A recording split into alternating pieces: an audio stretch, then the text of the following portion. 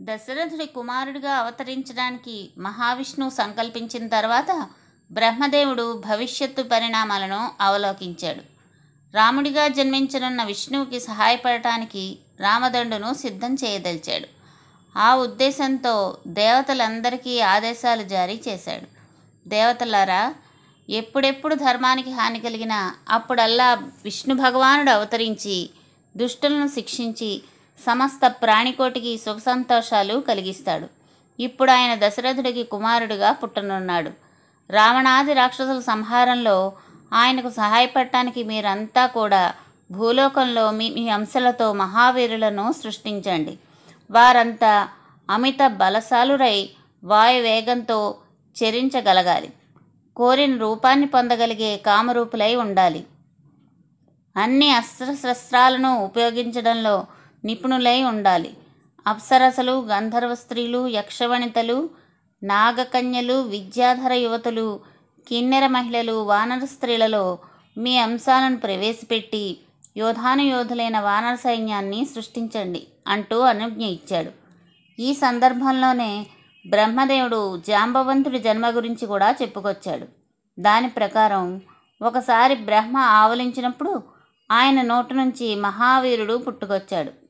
అతడే భల్లూకరాజైన జాంబవంతుడు. రాముడికి సహాయపడడానికి మీరు సృష్టించే వానర యోధులందరికీ జాంబవంతుడు అండగా ఉంటాడు అంటూ బ్రహ్మదేవుడు ముగించాడు.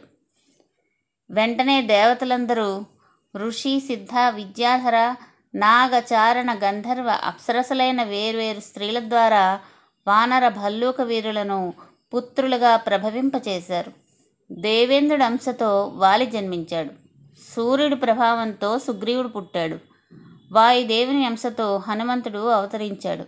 ఇలా దేవగురు బృహస్పతికి తారుడు, కుబేరుడికి గంధమాదనుడు, విశ్వకర్మకు నలుడు, అగ్నికి నీలుడు, అశ్వనీ దేవతల వల్ల మైంద ద్వివిధులు, వరుణుడికి సుషేణుడు, పర్జన్యుడికి శరభుడు జన్మించారు.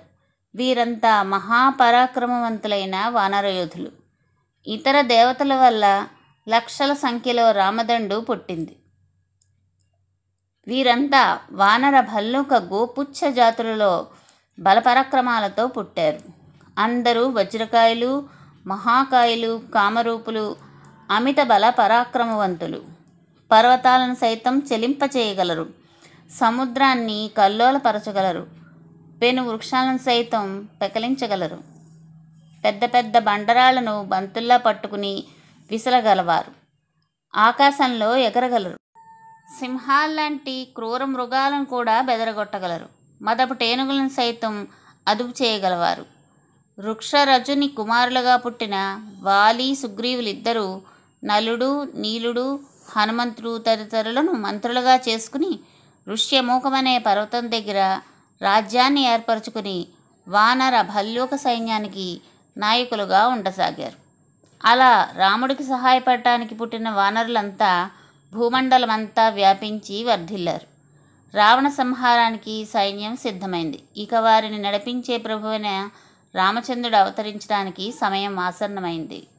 వచ్చే భాగంలో రామజననం గురించి తెలుసుకుందాం. జై శ్రీరామ్.